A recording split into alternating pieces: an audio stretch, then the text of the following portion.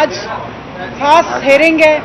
Election commission of Pakistan نے last time کافی ساری ایسی باتیں کی جن کے کاؤنٹر جو اصلیت حقائق ہیں وہ انشاءاللہ امید ہے کہ ہمارے جو وکلا ہیں وہ آج سامنے رکھیں گے. جہاں تک 8 فروری کو الیکشن ہوا تو پاکستان کی عوام نے نکل کے عمران خان اور اس کے منتخب نمائندوں کو ووٹ ڈالا.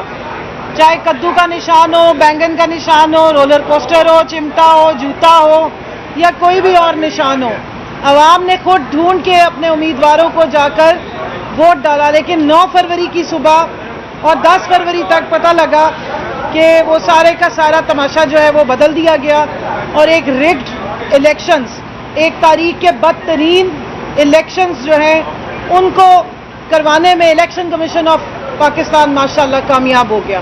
تو یہ بھی ان کا اتنا امتیاز ہوگا کہ پاکستان کی ہسٹری کے سب سے زیادہ ریگڈ الیکشنز جو ہیں وہ ہمارے الیکشن کمیشن نے کروائے.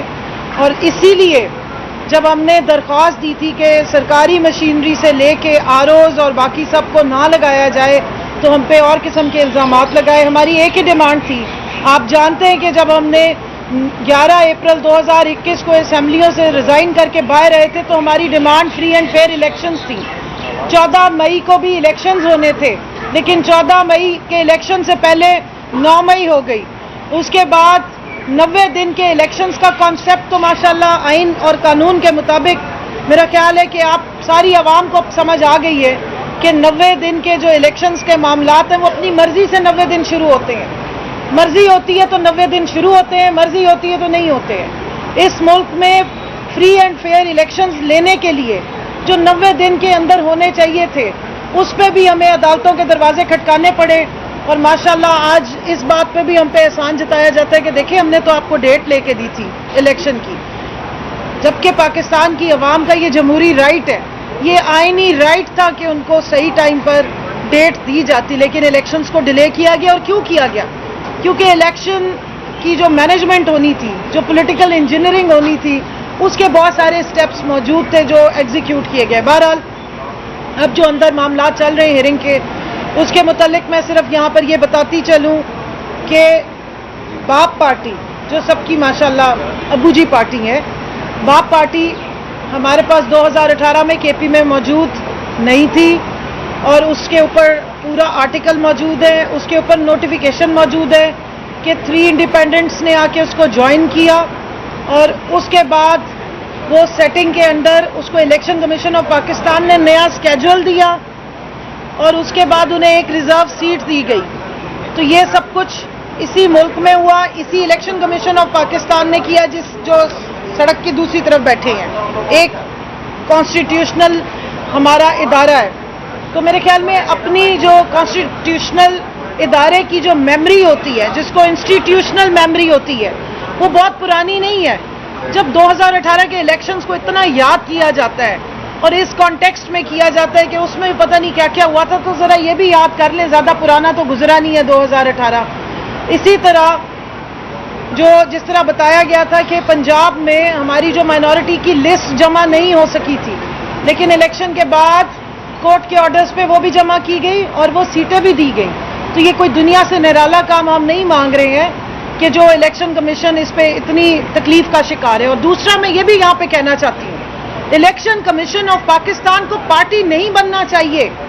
یہ پاکستانیوں کا کمیشن ہے، اس کو کسی بھی پارٹی کے ساتھ ڈسکریمنیشن نہیں کرنی چاہیے.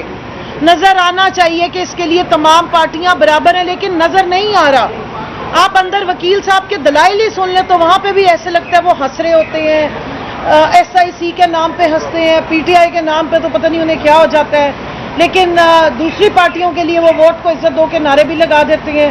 پھر وہاں موجود جو خواتین جن کو ہماری سیٹیں الیکشن کمیشن نے ریوڑیوں کی طرح یا لڈوؤں کی طرح پیش کی ہیں، وہ آپ بیٹھی ہوئی ہیں. وہ جب اپنے دلائل مکمل کرتے ہیں تو آپ سارے موجود ہیں. اب کیمرے تو وہاں ہیں نہیں، پوچھ لیجئے گا اندر جو ہوتے ہیں.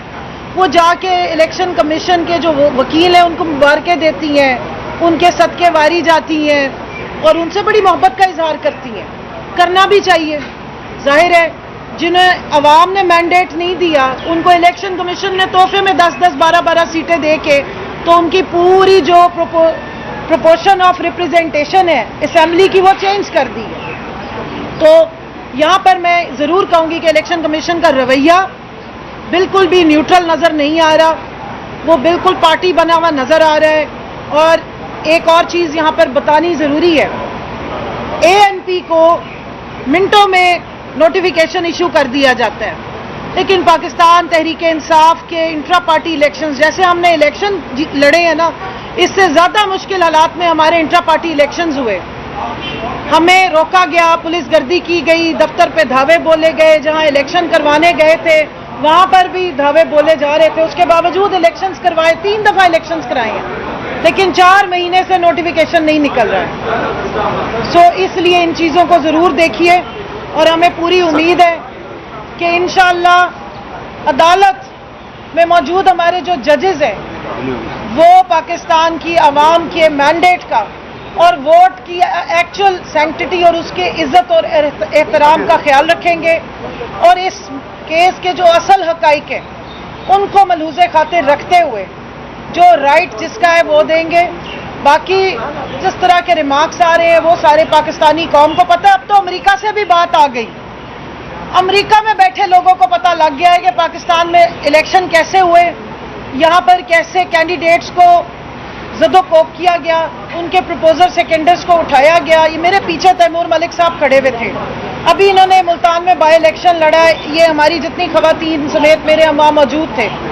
इनको अपने इलेक्शन के बाद आरओ ऑफिस में जाने नहीं दिया गया, ये आरओ ऑफिस से कोई 50 फुट बाहर सड़क पर ही बैठे रह गए, इनको अंदर जाने नहीं दिया गया। हाँ, लेकिन जो हमारे दूसरी साइड के गिलानी साहब थे उनके समेत इलेक्शन कमीशन आजकल जो है ना वो तोहफतन डब्बे भी साथ भेजता है, घर में भेजे होते हैं डब्बे, वो कहते तकलीफ ही ना करे वहां जाने की, आवाम सारा दिन जो भी वोट डाले सो डाले, शाम को कुछ और ही हो जाता है। और जो उम्मीदवार थे ये बाहर ही बैठे रह गए, इनको अंदर नहीं जाने दिया गया और ये घोड़े के निशान पे इलेक्शन लड़े थे, इसी SIC के निशान पे इलेक्शन जो घोड़ा मिला था उस पर लड़े थे। लेकिन इनको रात को ये 8:30-9 बजे वापस आए हैं उसी सड़क पे से समेत अपने कारकुनान के, हर तरफ से पुलिस ने घेरा हुआ था, बड़ी बड़ी बंदूकें थी, कारकुनान को उठाया जा रहा था, मारा पीटा जा रहा था, लेकिन आरओ ऑफिस के दर्शन हमें नहीं हुए। तो अब इस मुल्क में आरओ ऑफिस भी नो गो एरिया है इलेक्शन वाले दिन कैंडिडेट्स के लिए। ये सब कुछ हमने बर्दाश्त किया है। उम्मीद है कि अब हमारे वाइट पेपर जो है ना वो अमेरिकी कांग्रेस से इशू होंगे, वहां से हमें पता लगा करेगा कि यहाँ मुल्क में क्या होता रहा है। अल्लाह करे कि अब एक लेटर उनको भी चला जाए एक्सप्लेनेशन का कि इस मुल्क में हुआ क्या था। पाकिस्तान तहरीक इंसाफ ने एक दरख्वास्त दाखिल कर दी है इस केस में पार्टी बनने के लिए।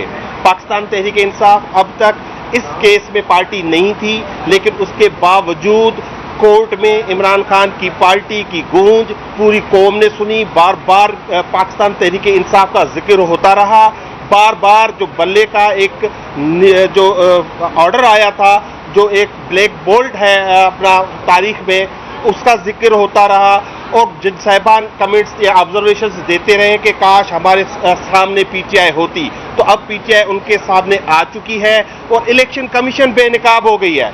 वो कह रहे थे सुन्नी इत्तेहाद ने इलेक्शन नहीं लड़ा, खुद जज साहिबान ने फुल बेंच ने साहिबजादा साहब का फॉर्म मंगवाया है, उसमें लिखा हुआ है सुन्नी इत्तेहाद काउंसिल, और ये कहते थे कि लिस्ट बाद में जमा नहीं हो सकती। वो लाहौर हाई कोर्ट का फैसला इनके सामने जमा हो चुका है जिसमें लिखा है कि बिल्कुल हो सकती है और ये सीटें नॉन ट्रांसफरेबल है।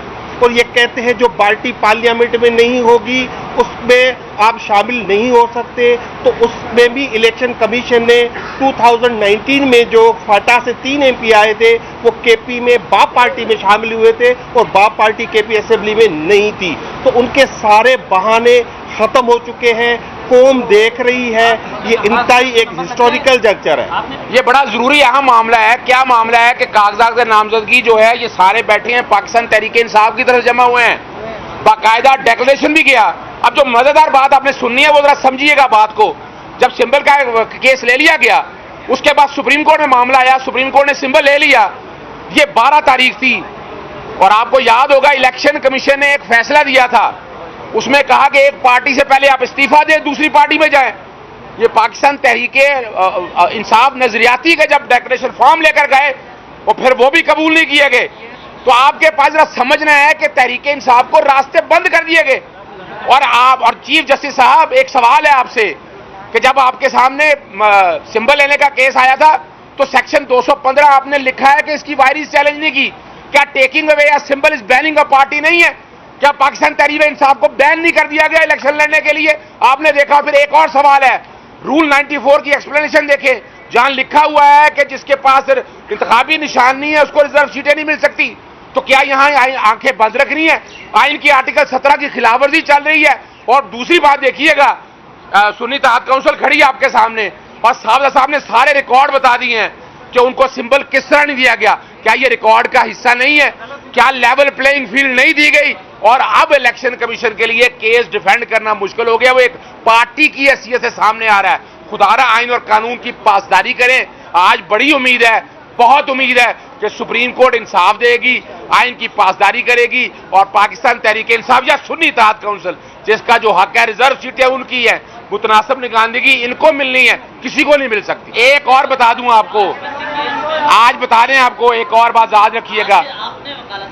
اسلام آباد ہائی کورٹ کے سامنے کل سیکشن 215 اور رول 94 جو وائرس چیلنج کیے ہیں وہ لگا ہوا ہے. اور میں امید کرتا ہوں کہ ہماری سپریم کورٹ آئین کی پاسداری کرے گی اور اس بات کو کلیئر کرے گی. بات ہو رہی ہے کہ یہ ہمیں نشان نہ ملنے کی وجہ سے یہ ہوا. دیکھیں, میں ایک آپ کے سامنے اگزامپل موجود ہوں. میں نے گھڑیال کے نشان پہ NA 148 سے الیکشن لڑا. پھر جب ضمنی الیکشن ہوا تو گھڑیال کا نشان کسی نامعلوم کینڈیڈیٹ کو دے دیا گیا اور میں نے SIC کے گھوڑے کے نشان پہ الیکشن لڑا. تو ہمیں نشان نہ ملنے کی وجہ سے ظاہر ہے پورے عمل کے اندر کہیں لیول پلینگ فیلڈ نہیں ملی, نقصان ہوا ہے. تو یہ چیز ہوگی. جہاں ہم اسٹولن مینڈیٹ کی بات کرتے ہیں تو آج کا جو کیس ہے وہ اسٹولن مینڈیٹ کے ہمارے مقدمے سے ریلیٹڈ ہے. ہمارے 170 سے اوپر کینڈیڈیٹس نے پورے پاکستان میں الیکشن پٹیشن جمع کرائی ہوئی ہیں.